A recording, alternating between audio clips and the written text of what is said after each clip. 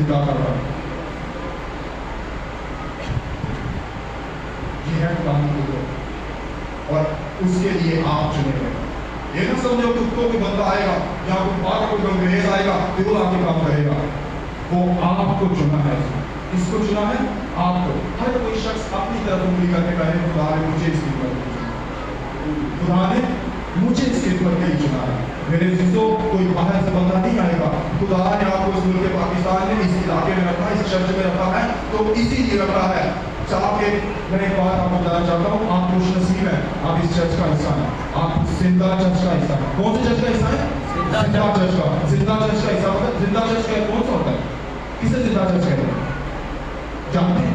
जिंदा चर्च जिसका पास्टर, जिस चर्च का पासवान जिंदा है वो चर्च जिंदा, वो मिनिस्ट्री जिंदा, लेकिन जिसका पास्टर ही होता है